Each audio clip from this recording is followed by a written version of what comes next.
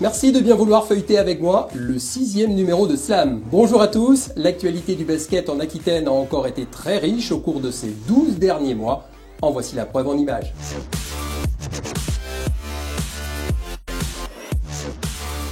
C'est avec les nouvelles pratiques que je vous propose de débuter ce magazine. Le beach basket et le 3-3 ont trouvé leur public.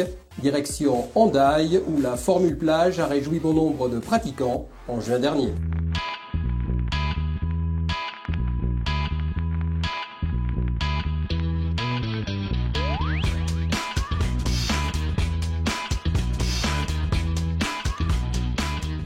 On fait ou 3 paniers ou 5 minutes. Je vois beaucoup de sourires sur le terrain et même au bord du terrain, donc ça a l'air de bien prendre. On va voir, on est sur une belle plage, dans un bel endroit, donc en même temps la côte atlantique aquitaine est magnifique. Je pense qu'on peut espérer avoir des beaux événements. Tout le monde est mélangé. Il y a des parents qui jouent avec leurs enfants en même temps et c'est aussi le côté qu'on recherche, la convivialité dans la pratique.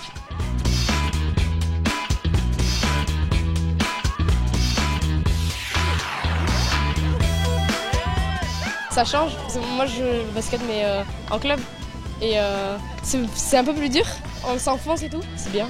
Il faut être toujours là pour se démarquer, que d'habitude on peut dribbler, donc on peut sortir tout seul, que là on a tout le temps besoin des autres. Les règles, c'est avant tout de mettre en avant le jeu de passe. Donc les règles sont définies par des zones, il y a 4 zones où il y a 2 joueurs attaquants et 2 joueurs défenseurs par zone et il faut faire progresser bien sûr la balle vers l'avant pour faciliter le tir et l'adresse jusqu'au panier et marquer bien sûr des paniers. On est très souple sur la règle du marché. On se rend compte que dans le sable on ne peut pas dribbler, donc de toute façon le jeu de passe est mis en avant. Et puis bien sûr pour marquer des paniers, l'adresse essentielle.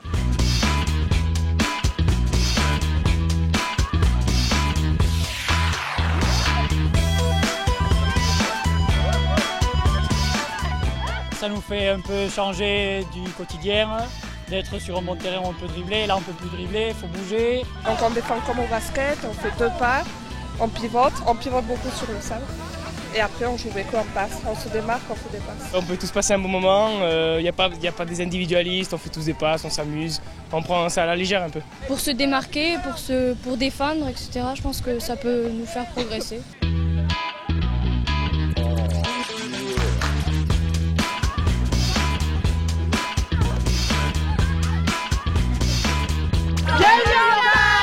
Pour nous, c'est très intéressant de pouvoir valoriser tout ce qui peut se pratiquer sur le sable.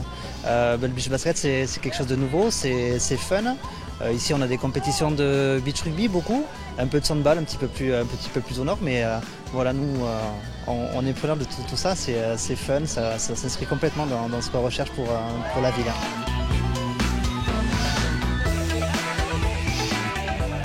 Le beach basket est une activité que je ne connaissais pas du tout et honnêtement je trouve ça très sympathique comme nouvelle activité. Ça développe, déjà ça promouvoit le basket sur la commune d'Hendaye et notamment sur la plage d'Hendaye. Et là de voir les jeunes évoluer au niveau du collectif, c'est très intéressant. On a un championnat qui existe, qui fait évoluer tous les basketteurs de la fin septembre jusqu'à la fin mai. Essayer de s'approprier des lieux où on n'a pas de visibilité habituellement. Et puis nous, cette année avec la Ligue d'Aquitaine est à l'origine de ce projet, de regarder, d'évaluer ce que peut être l'action beach basket et de proposer l'année prochaine pour l'été 2016 une tournée atlantique. Alors on est à Hendaye, on est à la pointe sud, mais si on regarde bien toute l'Aquitaine, on va aller jusqu'à Soulac, avec beaucoup de clubs référents, comme ici, avec des participants du club d'Hendaye sur toute la côte. Et on pourrait espérer faire une douzaine de dates l'année prochaine et faire une tournée de l'Atlantique. Magnifiquement aménagés, les quais de Bordeaux ont accueilli plusieurs tournois de 3-3 en juillet 2015, lors d'une manifestation expérimentale désormais pérennisée.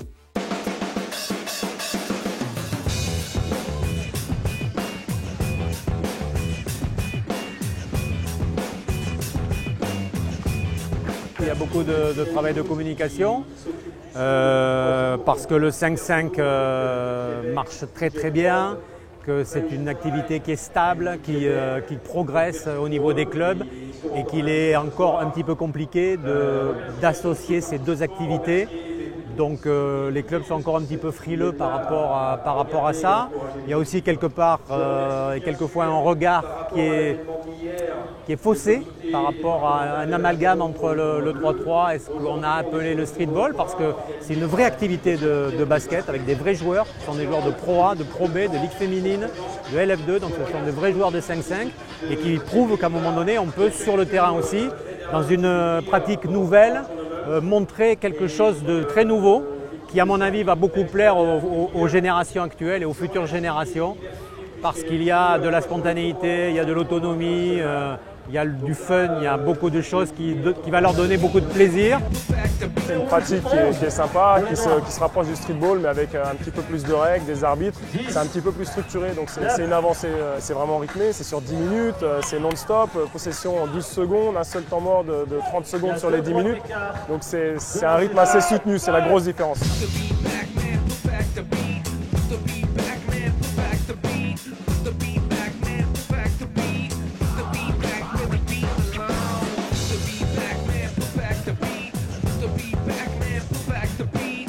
On a travaillé sérieusement depuis 2012. On a essayé vraiment de mettre en place des équipes compétitives. On a travaillé en même temps, en travaillant garçons et filles en même temps, de manière à parler le même langage. Le fait que moi je sois sélectionneur de toutes les équipes permet d'avoir une forme d'unité de travail. Et j'ai aussi des assistants très compétents autour de moi. On essaie d'enrichir le staff chaque année. Donc on essaie de constituer un staff, on essaie d'avoir une politique, une ligne directrice. Donc on commence à savoir à peu près les caractéristiques des joueurs qu'il faut mettre ensemble. Donc voilà, donc pour l'instant, c'est vrai qu'on est très bien. Bon, on espère que ça va continuer.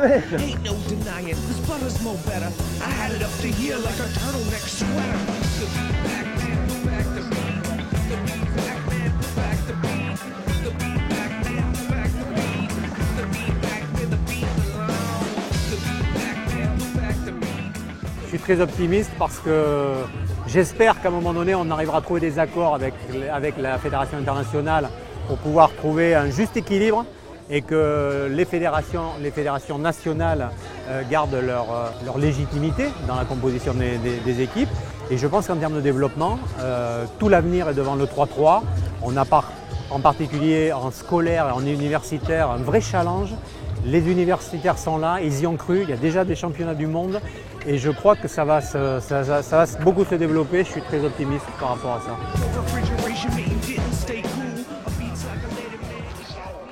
Moins ludique certes, la réunion interligue qui s'est tenue à Artigues près Bordeaux au mois de novembre préfigurait l'avènement de la nouvelle grande région. L'heure est au rapprochement avec Poitou-Charentes et Limousin, n'en doutons plus. Le calendrier de cette réforme territoriale, il se superpose avec notre calendrier politique, puisqu'on est sur une fin de cycle olympique. Donc en 2016, les structures régionales et départementales, normalement, sont renouvelées. Il y a ce double changement qui attend les acteurs du basket régional et du basket départemental. Donc tout ça, ça confirme le besoin d'accompagner. De décembre 2016 jusqu'à juin 2020, c'est-à-dire à la fin de la nouvelle Olympiade qui arrive, on mettra en place de manière très opérationnelle les nouvelles organisations de façon à ce que, en juin 2020, les équipes régionales et départementales qui seront élues soient en place pour mettre en œuvre le nouveau format tel qu'on l'aura défini. On s'entend facilement, il n'y a pas de notion de j'ai une place, je vais la perdre, on s'en fout royalement. On est passionné, on a donné tout ce qu'on a pu jusqu'à maintenant, on renie rien, et puis on se retrouve là, et quand on se retourne sur la route, il y a une belle aventure malgré tout.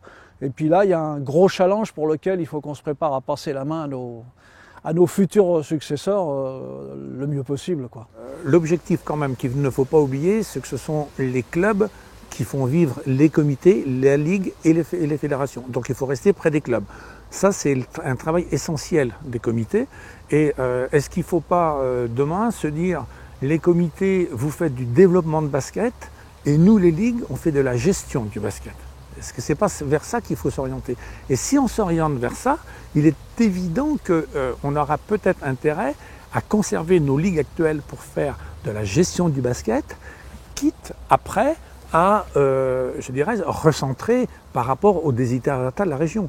Aujourd'hui, la région, elle dit, moi je veux un seul interlocuteur. Ben, pourquoi pas? Demain, qui nous empêche de créer une loi 1901 qui s'appellera la région, enfin la Ligue Tartampion, et avec un président, un secrétaire, un trésorier général, puis après une dégradation de tout ça pour ramener une consolidation. Je pense que plus on va sur les autres territoires, plus on apprend, plus on peut échanger. Bon, effectivement, il y a des tas de choses qui vont être un petit peu différentes au niveau des moyens, au niveau de l'organisation sportive, au niveau du niveau de jeu certainement aussi, de la composition des commissions, de la structure des salariés, etc. Donc effectivement, tout ce qui peut nous permettre un petit peu d'avancer et de prendre ce qu'il y a de bon chez les uns et chez les autres, tout va permettre effectivement qu'on ait peut-être pas la meilleure possibilité au final, mais une très belle possibilité de développer encore le basket sur le territoire. On est quand même atypique, en ce sens qu'on est quand même refoulé dans un coin de la nouvelle région, avec bien évidemment les distances qui en découlent. Les réunions au niveau de la grande région, ça va appeler les gens à se déplacer plus souvent. Alors déjà, quand ils ont peu de kilomètres à faire, ils ne sont pas très très chauds. Là, je pense que ça va être moins facile aussi de les motiver. L'organisation des championnats, bon, je pense que ça ne changera pas grand-chose sur les championnats. Les plus bas, départementaux, les gens ils continueront à opérer dans leur petit train-train habituel. Par contre, au fur et à mesure qu'on va monter dans les niveaux de championnat, je pense que les gens vont être appelés à, je le crains, à se déplacer un petit peu plus. Et ce que je ressens, quand je dis je le crains, c'est eux qui le craignent en fait. Ce qui nous revient aujourd'hui, c'est les gens du fin fond de la Creuse qui nous disent, donc vous voyez presque à Montluçon là-bas, qui nous disent alors on va être obligé d'aller jouer en Daille.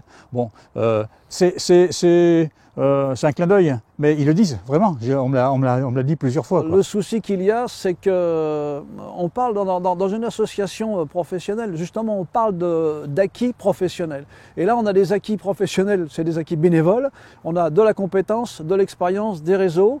On a créé un équilibre, on a une entreprise, nous la Ligue c'est presque 2 millions d'euros maintenant, c'est une PME. Ça veut dire que derrière il y a un travail énorme qui est fait professionnellement on va dire, en termes de finances notamment, parce que c'est le nerf de la guerre, il ne faut pas se planter là. Et puis en termes d'organisation, il y a un minimum de choses qui sont faites, même si les gens sont un peu loin au quotidien des préoccupations d'une Ligue. Ça veut dire que ça, pour réussir ce challenge-là, le challenge de la réforme territoriale dans notre sport, on ne peut pas s'affranchir des gens qui ont de l'expérience et qui ont un acquis extrêmement précieux pour ce type de démarche. Les inquiétudes qui nous remontent, notamment des ligues, portent sur deux sujets. L'avenir économique, puisqu'on le sait, demain, s'il n'y a qu'une seule région administrative, c'est pas sûr que l'aide économique allouée soit la somme des régions actuelles. Bon. C'est la première inquiétude, elle est économique. Deuxième inquiétude, elle est remontée par les clubs qui se disent, mais demain, si au lieu de faire un championnat de la Ligue d'Aquitaine, je fais un championnat de la Ligue Aquitaine Poitou-Charentes-Limousin, est-ce que mes benjamins, ils vont partir de Dax pour aller jouer à Châtellerault? Donc là aussi, il faut qu'on soit suffisamment persuasif pour leur dire, on est un peu intelligent, et on va prendre en compte ce genre de sujet, quoi. Rassurons les clubs. Mais c'est effectivement, dans l'activité première, c'est la première question des clubs. Le comité des Pyrénées-Atlantiques entretient des relations étroites avec la province espagnole de Navarre, ce qui donne régulièrement lieu à des échanges et quelques rencontres amicales chez les jeunes. Rendez-vous à Pampelune en ce 13 mars.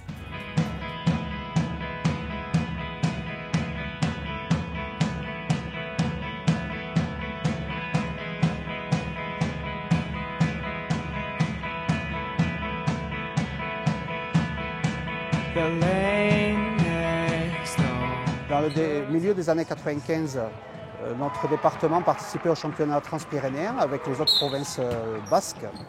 Ça a été mis un petit peu en sommeil et là ça a été relancé. Dans le projet du département, il y avait aussi remettre en place les relations avec nos voisins, que ce soit nos voisins espagnols, nos voisins landais, nos voisins pyrénéens. started and it's going. And while you're ready, you love to change all you can.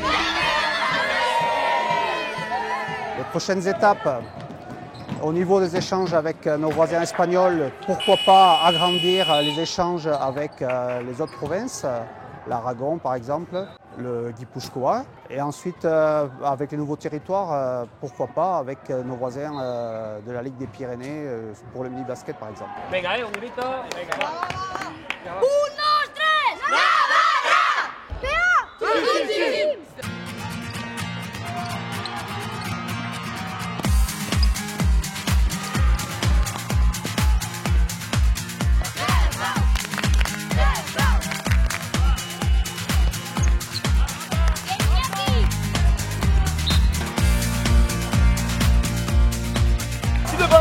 Lui, il faut qu'il court. Et là, c'est 2 contre 1, règle de jeu, règle 3, les gars.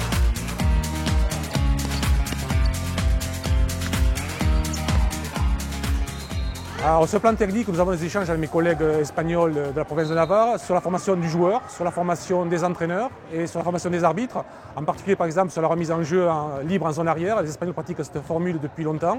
La France l'a adaptée récemment.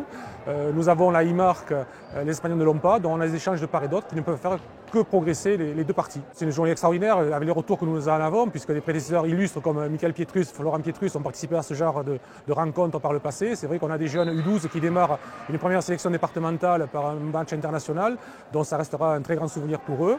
Et pour les U13, c'est une forme de préparation que nous effectuons par rapport au TIC de zone qui aura lieu le week-end de Pâques. Les deux défenseurs, ça fait qu'on a ces relations de passe qui peuvent arriver. Je suis même pas capable de lui mettre de pression. Elle est venue à quoi ici? En vacances ou non?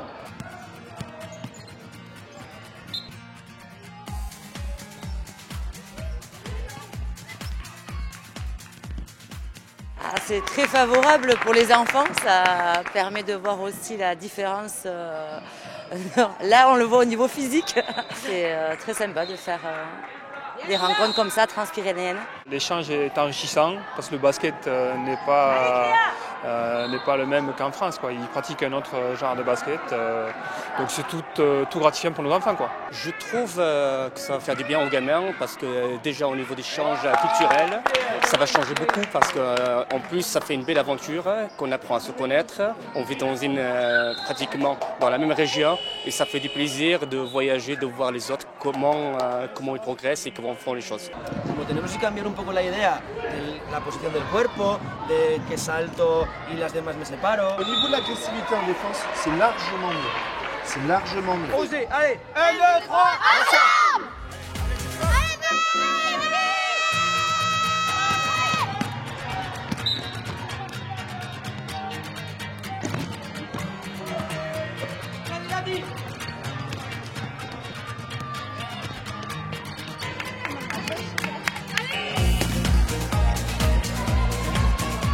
Au niveau infrastructure, c'est un palace. Voilà. 4 terrains dans une même salle, un stade tout autour, un stade d'athlétisme. Voilà. Je pense, aux yeux, chez nous, on ne voit pas trop ça, surtout dans nos petits villages. Même dans notre département, je crois que la plus belle salle, c'est le Palais des Sports à Pau. On ne peut pas rivaliser par rapport à ça. En termes de jeu technique par rapport à nos joueuses, on ne joue pas tout à fait dans les mêmes conditions.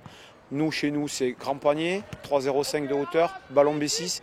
Ici, on retombe sur des paniers de poussin, à hauteur de poussin, et un ballon plus petit. Donc nos filles sont quand même légèrement perdues par rapport à ça. Ensuite, en termes de jeu, au niveau collectif, je pense que la culture du jeu espagnol est plus développée que nous. Nous, c'est plus technique individuelle dans notre schéma de formation, tandis que l'Espagne, c'est plus collectivement et sont beaucoup mieux en place. Ils sont tellement heureux d'être là que d'abord ils jouent pour eux, pour prendre plaisir, c'est la notion essentielle. Après, quand on voit tous les parents qui se trouvent au-dessus de nous, qui suivent leurs protégés, c'est une très bonne chose, ça crée une dynamique au niveau du comité départemental. Après, c'est vrai, si on peut défendre les couleurs du département, c'est bien, et c'est vrai qu'il y a une petite rivalité franco-espagnole qui n'est pas négligeable. Et si on peut essayer de lutter à armes égales contre les amis espagnols, bon, c'est jamais pas. Je pense que ce match, c'est très intéressant parce que cette équipe, c'est très rapide et nous ne sommes pas très rapides. Traditionnellement organisée en Dordogne, la finale régionale du Challenge Benjamin s'est déroulée à Boulazac en avril. La Ligue et le Comité 24 avaient prévu cette année d'agrémenter l'opération.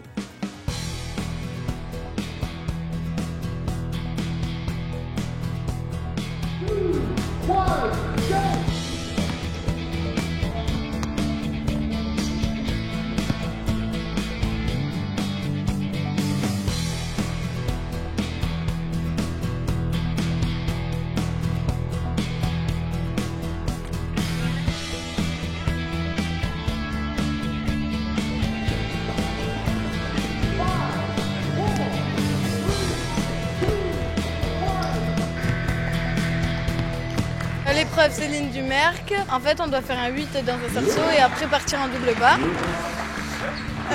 L'épreuve Boris Dio, c'est on doit faire des passes dans les cerceaux et après on part en double pas.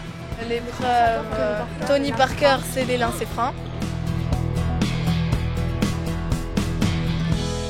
C'est une fierté que d'avoir ce type d'animation. Moi j'accorde de l'importance à ce que la phase départementale se déroule de la meilleure des façons, mais que du coup, comme on a pouvoir par délégation de la Ligue d'organiser la finale régionale, là du coup l'objectif aussi c'est de rayonner au niveau de la Ligue d'Aquitaine et de montrer ce qu'on est capable de faire en termes d'organisation et surtout pour le bien-être des plus jeunes, pour qu'eux puissent passer une journée inoubliable.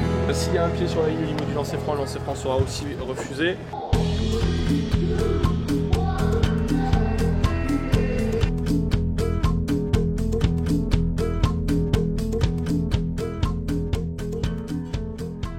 Les épreuves qui sont disputées par tous ces jeunes sont des épreuves qui participent aux fondamentaux individuels et à la formation du joueur. Et ce que je souhaite, encore une fois, c'est que les clubs s'approprient un peu plus toutes ces épreuves pour faire progresser leurs jeunes. Tu fais partie d'un grand club formateur, donc c'est quelque part un petit peu normal que tu gagnes aujourd'hui. Maintenant, c'est une étape, ça. Au lancer franc, j'ai fait 11. J'ai été égalité avec quelqu'un d'autre. Et après, au dernier, j'ai fait 20, j'ai été meilleure. Je pense que tu vas faire à Paris ce que tu avais fait l'année dernière à Gardon. Et donc là, il n'y aura pas photo pour que tu ailles aux États-Unis avec le garçon dont j'espère que ça sera aussi quelqu'un de l'Aquitaine. Je vais retourner à Paris en m'entraînant encore plus et je vais être encore plus motivée.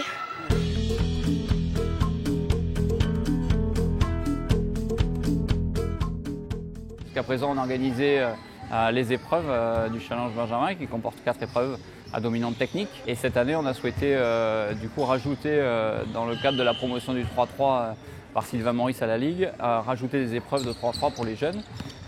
Tout ça dans le but effectivement de valoriser un petit peu plus l'espace-temps accordé à cette catégorie d'âge. Sachant qu'on a souhaité le faire sur Bouladac pour essayer d'avoir la possibilité d'inviter à la fois les joueurs et les parents pour le match pro le soir contre Poitiers.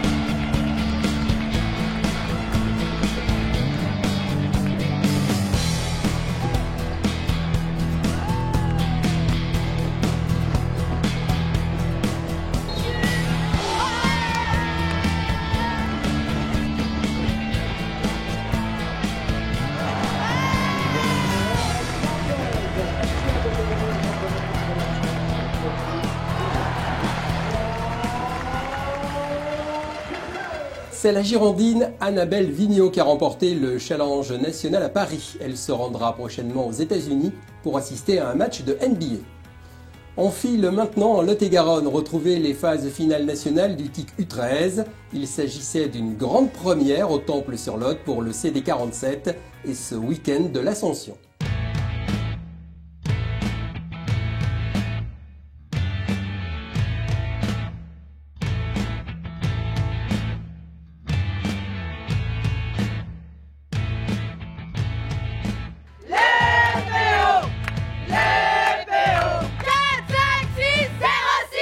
Il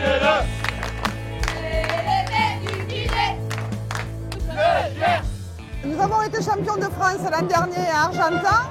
Et de là est née l'idée, on était avec le président Patrice Bonnet, de pouvoir faire cette organisation. On s'est dit qu'on pouvait le faire. Bon, il y a un dossier à présenter auprès de la fédération et après c'est le bureau fédéral et le comité directeur qui tranchent. Nous étions 2. Normalement c'est donné pour 2 ans. Et puis finalement ils ont attribué 1 an à Lot-et-Garonne, 1 an à Dromardèche pour la saison prochaine.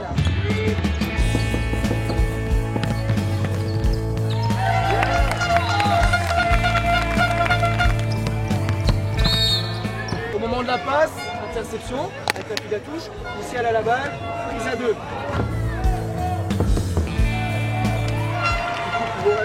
D'accord, ou sinon, tu passes là, tu coupes. Faites-vous plaisir, jouez. Souvent, des fois, les parents débordent un petit peu sur les matchs de jeunes plus facilement en club. Et je trouve que ici, globalement, sur le tournoi, voilà, même s'il y a eu 1 ou 2 écarts, globalement, l'esprit a été très respectueux vis-à-vis des joueurs, des arbitres, de l'encadrement. Voilà. Donc ça montre bien qu'on peut allier à la fois fair play, performance. Donc c'est une vraie satisfaction. Voilà. En tant qu'élu fédéral, j'ai beaucoup apprécié ce côté-là. Le site du Temple-sur-Lot est déjà connu et reconnu par la fédération. Donc on a eu déjà l'occasion de venir régulièrement. Et c'est vrai qu'en plus, voilà, le savoir-faire du comité du Lot-et-Garonne a été reconnu au travers de cette attribution par la fédération. Donc c'est vraiment une récompense pour le comité du Lot-et-Garonne, mais c'était aussi une sécurité pour la fédération de venir ici avec un vrai savoir-faire.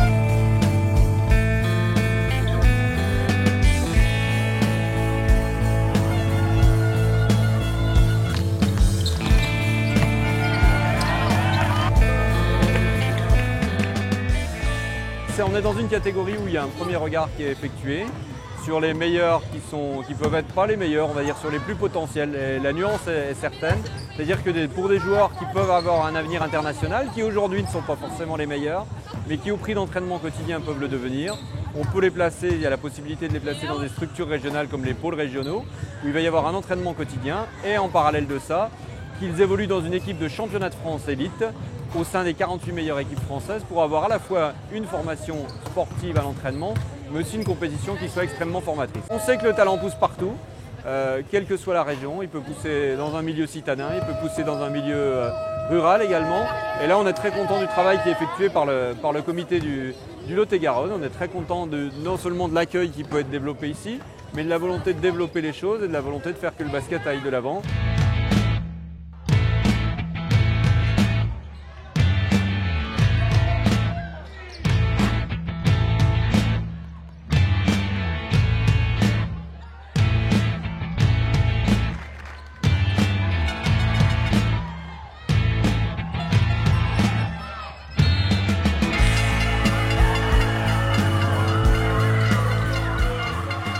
Pas de mots à décrire, c'est le titre de champion de France, c'est ce qu'il y a de, à cet âge-là, pour elle, c'est ce qu'il y a de plus beau. Moi, en tant que, c'est mon 2e titre et c'est incroyable. C'est génial, c'est un premier titre, ouais, voilà.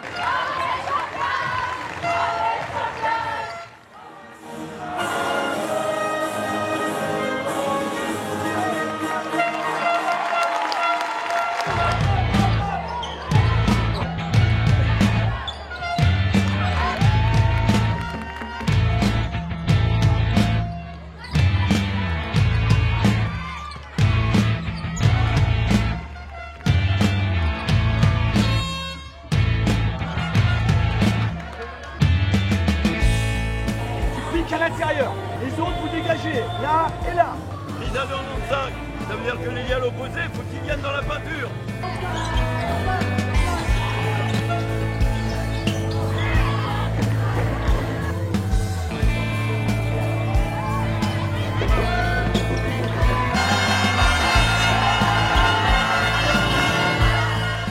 C'est un jeu pour les gamins, on est là pour les encadrer, c'est leur aventure.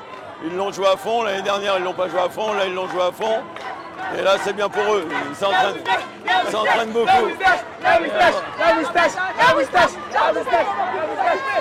C'est le challenge. Quand je suis champion de France, je les coupe un peu. Voilà. Donc là ça faisait longtemps, ça faisait 7 ans, donc il était temps, quoi.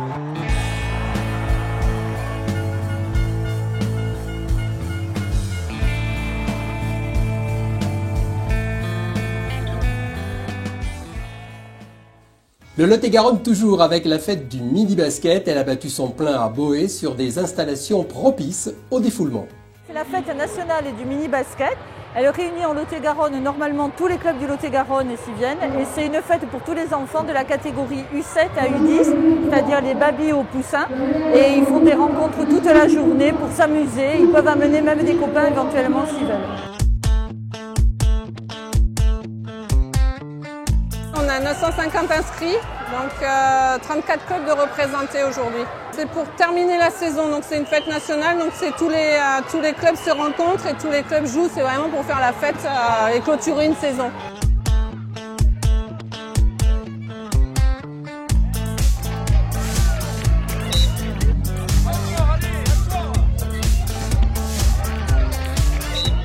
On a demandé aux sélectionnés du Lot-et-Garonne, filles et garçons, de venir encadrer les matchs.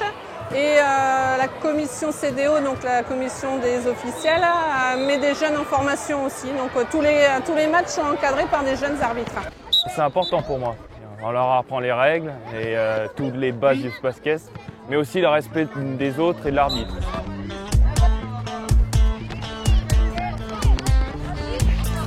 Ça permet aux enfants de se retrouver et de partager leur passion de basket ensemble. Donc c'est vrai qu'on se retrouve souvent avec juste un club qui rencontre un autre club. Le fait d'avoir plein de gens et de partager ça avec tous, je pense que ça va être une belle journée pour tout le monde. Trop cool, parce qu'il fait beau. C'est bien, il fait beau et voilà. C'est une super journée, agréable en famille, avec les gamins qui s'amusent. Ouais, super, et pour nous aussi. Voilà, c'est ça. C'est super parce qu'au moins les enfants peuvent s'amuser. On a pu mettre des terrains dehors, donc que du bonheur aujourd'hui. C'est parti. Toujours aussi bien organisé au niveau du staff, donc il faut les remercier. Ce qui est sympa, c'est que nos petits puissent voir d'autres gamins pour jouer et voir comment ça se passe ailleurs. Et pour l'instant, comme d'habitude, ça se passe très bien.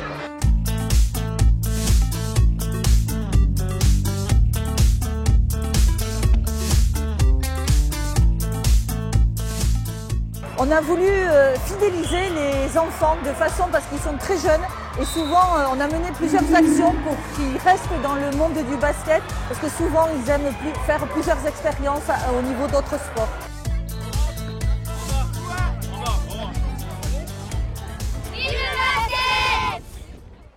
Petit retour à la plage, mais dans les Landes cette fois. Les Jeux régionaux des lycées aquitains ont investi Vieux-Boucau, fin mai. Et ce fut l'occasion de parler basket évidemment.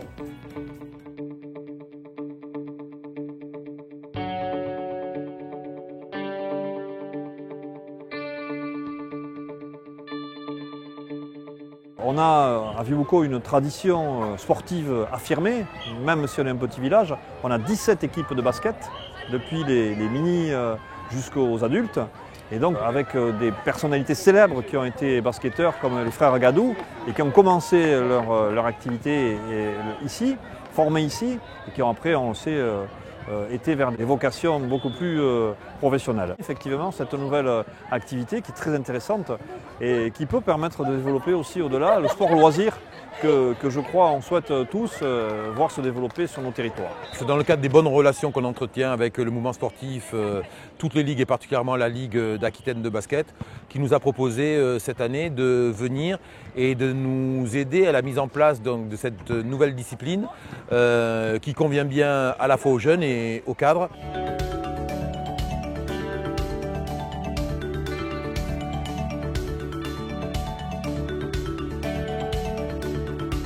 Donc les jeunes jouent toute la journée sur 2 terrains voilà, en bord de plage, donc c'est plutôt agréable. Et surtout, ils ont un temps de jeu conséquent sur la journée parce que 3-3, ça enchaîne. Et quand on joue à 3-3, on ne peut pas se cacher. Donc voilà, les jeunes sont assez contents derrière. C'est bien pour décompresser avant le bac. En fin d'année, quand les championnats classiques sont terminés, on rattrape des jeunes. Et après, on a aussi pas mal de jeunes qui ne jouent pas du tout en monde fédéral et qui arrivent à jouer voilà, en forme 3-3.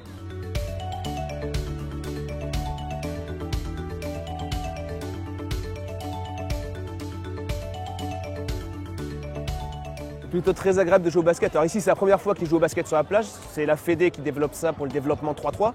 Donc c'est quand même un contexte plutôt sympa et nous on a amené les gamins donc, de la section sportive qu'on a à Jacques Brel à Lormont. Et pour eux, je crois que c'est une expérience assez spéciale et très agréable. Là, je les regarde tous et ils ont l'air plutôt heureux de participer à cet événement.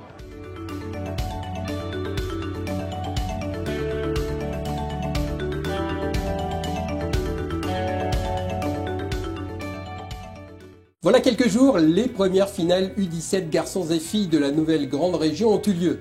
Villeneuve-d'Ornon a été le théâtre de ces rencontres totalement historiques. Elles se retrouvent là, ces équipes, parce qu'elles sont championnes de leur ligue, et donc elles se retrouvent pour une étape supplémentaire pour être championnes de la nouvelle grande région. L'objectif recherché, c'était, pour la fédération, je pense, c'est d'essayer de commencer à travailler sur ces grandes régions, après de fignoler en mettant d'autres équipes à l'honneur.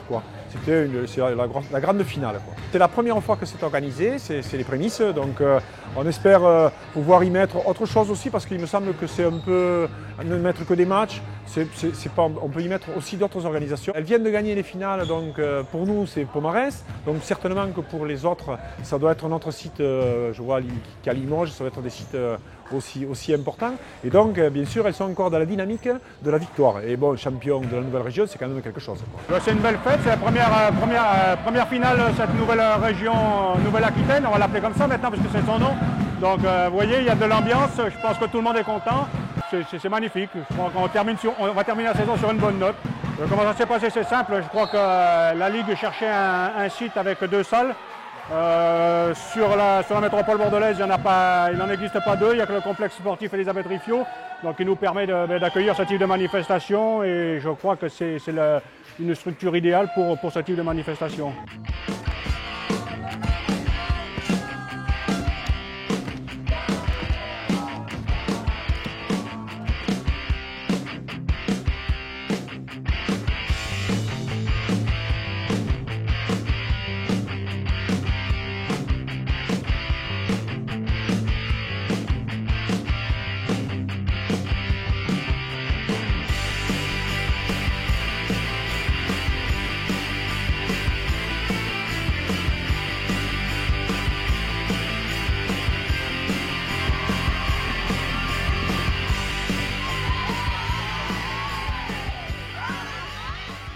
Une fierté pour ce groupe qui est invaincu depuis 2 ans dans ce championnat régional. Donc une fierté pour tous ces joueurs et tous ces dirigeants qui nous accompagnent tout le long de l'année. Et pour moi personnellement aussi, c'est quelque chose de très important. Et puis on espère plein d'autres titres derrière ça. Mais quelle belle journée encore une fois avec cette organisation qui nous permet de jouer dans des bonnes conditions. Pour cette première édition, on est très content justement d'avoir le premier titre de cette grande région. On a un groupe super que j'ai pris en début septembre et avec qui on a beaucoup travaillé. Je leur ai amené un peu mon expérience d'ancien joueur pro. Et c'est un groupe super, voilà, qui vit très bien. Et toute la saison, ça a été... Voilà, il y a une très belle saison avec des filles vraiment avec un grand cœur et je suis vraiment content d'avoir coaché ces filles cette année.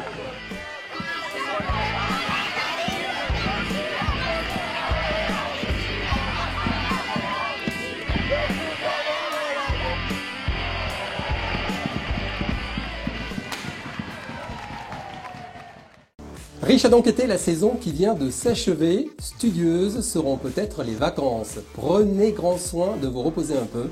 C'était sympa de vous voir. À très bientôt. Salut!